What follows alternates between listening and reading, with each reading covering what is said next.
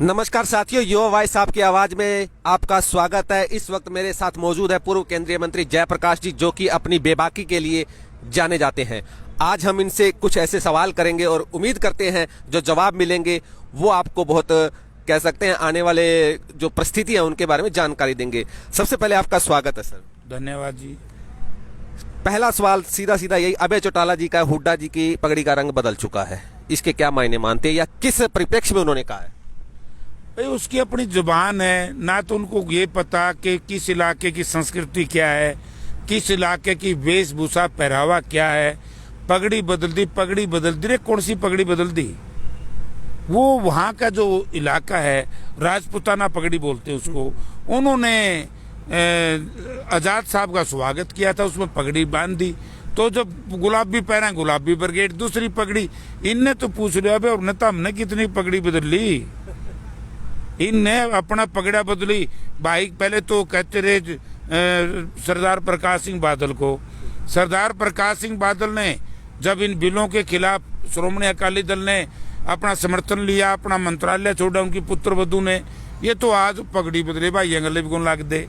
तो इनका पगड़ी का किसी से क्या संबंध है? राजनीतिकार पगड़ी का मुझे बताइए। आप सिख है, आप किसी प्रकार की पगड़ी पहनो, क्या इससे कोई पार्टी का पता लग जाएगा? ये इनके बात कहने के लिए कुछ है नहीं। एक हमारा कुहावत है, नाम तो मैं किसी का नहीं लूंगा जाति का, बोला मौका चुक्की फलानी गाँव आड़ पताड़। पहला तो इस्तीफा दे गया, भावना में बह के अभय सिंह चौटाला। अब अभय सिंह के साथ मुझे ऐसा लग रहा है ऐसी बनेगी 1989 में। आपको याद होगा, नए बच्चों को मैं स्मरण कराना चाहता हूँ, बताना चाहता हूँ आपके माध्यम से। मैं उस वक्त लोकसभा का चुनाव लड़ रहा था और लोकसभा के चुनाव से पहले रघु ठाकुर थे हमारे एक साथी विधायक रिवाड़ी से। रघु ठाकुर ने इस्तीफा दे दिया, और रघु यादव ने इस्तीफा दे दिया और चुनाव लड़ लिया। लोग बोले भाई क्यों तो तूने इस्तीफा दिया था और क्यों तू अब चुनाव लड़ा है, इसलिए हम तेरे को चुनाव में वोट नहीं देंगे, और उनको चुनाव हराने का काम किया। तो अभय सिंह भी इस बात को समझ गया कि इसके अभय सिंह के इस्तीफे से किसान को क्या लाभ हुआ। अब वो तो ये भी कह रहे हैं कांग्रेस के लोगों ने इस्तीफा देना चाहिए।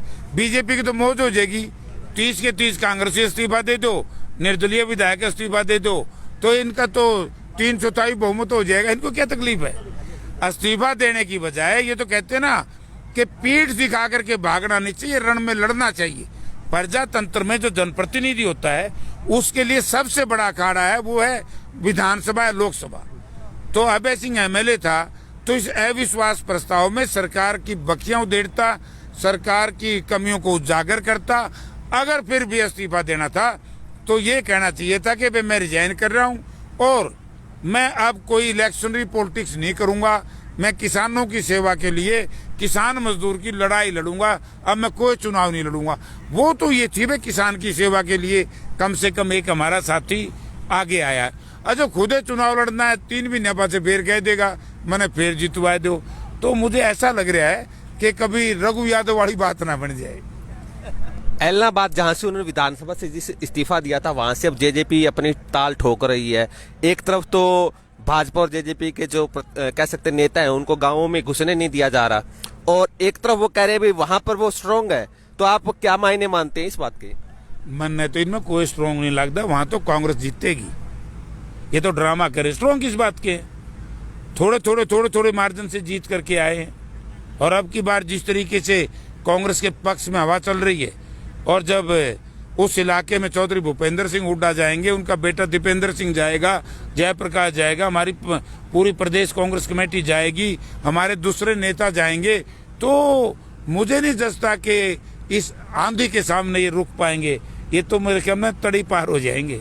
अच्छा, आप मतलब पुराने ही खिलाड़ी पे वहाँ मतलब गेम खेलने की तैयारी है, कोई नया खिलाड़ी भी है? वो प्रदेश कांग्रेस कमेटी करेगी, उसको मुझे नहीं मालूम।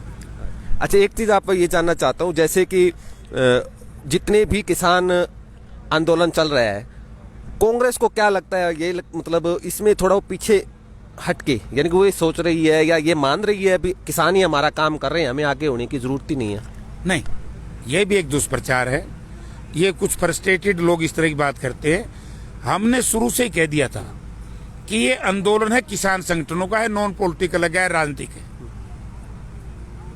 तो कांग्रेस इस आंदोलन में किसान के मजदूर के साथ खड़ी है और हमारे पार्टी के शीर्ष नेतृत्व से लेकर के कार्यकर्ता तक आप देख रहे होंगे हर जगह उनके समर्थन में खड़े हैं और गांव-गांव में जाकर के इस बात का प्रचार भी करते हैं। कहीं किसान पंचायत बुलाते हैं, कहीं किसान सम्मेलन बुलाते हैं। तो हम लड़ाई किसान के साथ खड़े हैं, क्योंकि अगर हम आगे आएंगे तो फिर वो नॉन पॉलिटिकल नहीं रहेगा, गैर राजनीतिक नहीं रहेगा, वो आंदोलन पॉलिटिकल बन जाएगा। मतलब इसका फायदा तो आप मान रहे हैं अभी हो रहा है कांग्रेस को? अब नफा नुकसान की बात नहीं है। अगर बीजेपी को इतना ज्ञान हो जाता कि भाई इसका फायदा कांग्रेस को हो रहा है तो ये तीनों बिल वापस नहीं ले लेती। अभी तो बीजेपी यही सोच रही है कि यार ये जो दूसरी है जच्चा बच्चा कि भाई ये तो तुम्हारे पक्ष में ही आएगी बात। क्यों?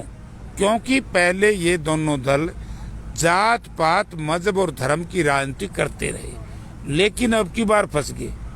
मैंने आपको याद होगा गोहाना बाई इलेक्शन में मैं इंचार्ज था, तो मुझसे एक पत्रकार साथी ने कहा कि ये जो पंडित जी थे तो वो इंटरनेशनल पहलवान है। मैं कहा भाई ये इंटरनेशनल पहलवान फंस गया, बालू में बड़ी जान हुआ है, उसी जाफी में फंस गया नहीं क्योंकि पेंडेंट छुटेगा तोड़िया कि नहीं बालू ने, है नहीं? तो ईब का यो चाचा बती जड़ा सौदा है, कांग्रेस ने फंस गया न ऐसा तोड़ेगी कांग्रेस, वोट के ये नूरा कुश्ती करनी छोड़ देंगे। ये तो मिलके चुनाव लड़ते हैं सारे। दादा गौतम बड़े मतलब कह सकते हैं नया शगुफा डेली आज दिन छोड़ते रहते हैं। इस बार उन्होंने कहा भी पार्टी वार्टी जो है सारी एक के हाथ में, बाकी सारे नू के नू है, बिल्ले हैं, कोई काम नहीं, कोई उनके पास ताकत नहीं है। तो वो छोड़ते क्यों नहीं वो स्टेप उठाते? तो मैं तो दादा गौतम को क्या कहूँ भाई, वो तो आप लोग पूछो। जब एक हाथ में पार्टी विरोध कर रहे हैं तो पार्टी छोड़ने का तो क्या है, उनके सामने तो बड़ा मौका है रहे। और ये सभी विधायकों के साथ मुझे पता है कि हमारे साथी जोगीराम भी 1.5 महीना पहले मैंने बयान पढ़ा था कि मैं किसानों के साथ हूँ। बबली जो है देवेंद्र बबली टोहाना से विधायक है, वो भी कह रहे थे। जेजेपी के काफी विधायकों ने कहा, राम कुमार गौतम जी भी कह रहे थे। अब मौका अगर वो किसानों के साथ हैं तो 10 तारीख का अविश्वास प्रस्ताव में सरकार के खिलाफ मतदान करें, किसान के हक में मतदान करें। और मैं स्पष्ट करना चाहता हूं, यह अविश्वास प्रस्ताव कांग्रेस पार्टी लेकर के आई है, क्योंकि मुख्य विपक्षी दल जो है आज कांग्रेस पार्टी है। लेकिन कांग्रेस पार्टी तो एक आईना दिखा देगी। उस दिन ये पता लग जाएगा, ये जो गड़ियालू आंसू बह करके निर्दलीय विधायक या दूसरी पार्टियों के विधायक वो कहते हम किसानों के साथ खड़े, अब पता लगेगा कि वो किसानों के साथ हैं या किसानों के खिलाफ है।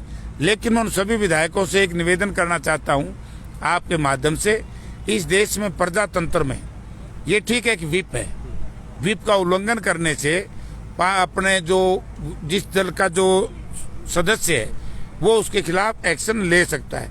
लेकिन अगर किसी दल के नेता ने उस दल का जो विधायक किसानों के समर्थन में आ गया और उसको बर्खास्त कर दिया तो उसको लोग दुगुने वोट से जिताएंगे।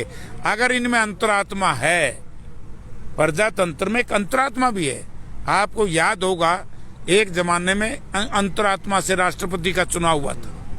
तो अंतरात्मा की मैं निवेदन करूंगा, अगर थोड़ी सी भी इन विधायकों की आत्मा जागी है या जाग सकती है या जागेगी तो इन्होंने इन तीनों कानूनों के विरोध में जो अविश्वास प्रस्ताव आ रहा है उसमें अविश्वास प्रस्ताव के पक्ष में मतदान करना चाहिए ताकि सरकार गिर जाए।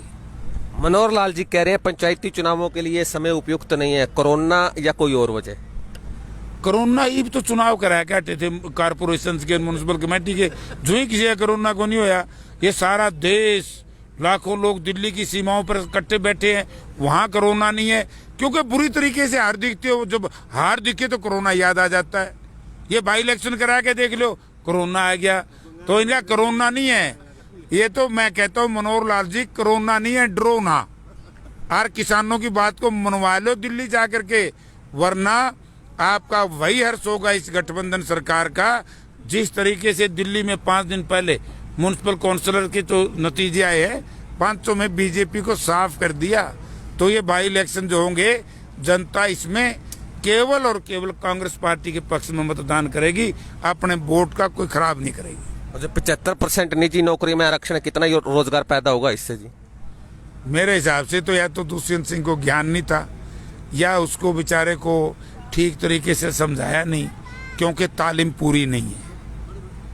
तो उसके साथ हो रहे नीम हकीम खतरा जान। 75% आरक्षण का तो कानून उन्होंने बना दिया, लेकिन जो ऑलरेडी सर्विसेज में हैं, जिसके अंदर अभी एसडीओ की भर्ती हुई बिजली बोर्ड में, सबसे पहले तो ये झूठ बोली दुष्यंत ने कि ये एसडीओ की नौकरी नहीं थी, ये तो असिस्टेंट इंजीनियर की थी। मैं पूछता हूं दुष्यंत से, अरे असिस्टेंट इंजीनियर को तो एसडीओ कहते हैं, क्योंकि बार बार में कई बार ये ऐसी परिभाषा बदल जाती है। एसडीओ में सब डिविजनल ऑफिसर सिविल हो जाता है, कई बार ये हो जाता है, तो इसलिए एसडीओ बाहर के लगा दिए, दूसरी नौकरियों में बाहर के लोग आ रहे हैं। और इन नौकरियों में एक बड़ा गलत काम और कर दिया, 5 साल का जो डोमिसाइल का समय दिया है, ये तो बाहर के लोग आकर के यहाँ डोमिसाइल बना लेंगे और यहाँ नौकरी हासिल कर लेंगे। हमारे बच्चे कहाँ जाएंगे जो यहाँ पैदा हुए, जो यहाँ के पीढ़ी दर पीढ़ी यहाँ के बसिंदे हैं ये। और फिर क्या कहे इन्होंने, प्राइवेट फैक्ट्रियों में। मैं दुष्यंत सिंह से पूछना चाहता हूँ कि 1.5 साल से वो इंडस्ट्री मिनिस्टर है, श्वेत पत्र जारी करे कि कितनी इंडस्ट्री इनके आने के बाद गई हैं, पलायन कर गई हैं, और कितनी नहीं लगी हैं, तो लोग फैसला कर लेंगे। वित्त मंत्री निर्मला सीतारमण खुद इस फैसले से बड़े अचंभे में, वो कह रही हैं इससे क्या फायदा होगा, इससे तो उद्योगों का पलायन ही होगा। मैं उस चक्कर में जाता, मैं तो इनके ये कहना चाहता हूँ कि इन्होंने बहरूपिया राजनीति करनी छोड़ देनी चाहिए। अब वो जमाना जा लिया कि नोट बनाने की मशीन गांव में भेजांगे, है हम फलाना करांगे धिमका करांगे। अब नौजवानों को रोजगार देना है, हरियाणा प्रदेश का विकास करना है। तो दुष्यंत सिंह ने सबसे पहले भारत के प्रधानमंत्री और गृह मंत्री से मिलकर के 10 तारीख से पहले ये घोषणा कर देनी चाहिए, या तो ये केंद्र सरकार तीनों किसान विरोधी कानून वापस ले, वरना हम समर्थन वापस लेंगे। तो मैं दुष्यंत सिंह का स्वागत करूंगा। अगर वो इन बिलों के पक्ष में मतदान करेंगे तो मैं कहता हूं कि मैं तो विरोध करूंगा। इस प्रदेश के हर नागरिक को, हर मतदाता को इनका विरोध करना चाहिए। अब इन सबसे हटके एक व्यक्तिगत सवाल, लोग कहते हैं बीजेपी पता नहीं कौन से बादाम खाते हैं, एक बार कार्यकर्ता को मिले तो भरी भीड़ में से नाम लेके पुकार लेते हैं, क्या राज है इसका?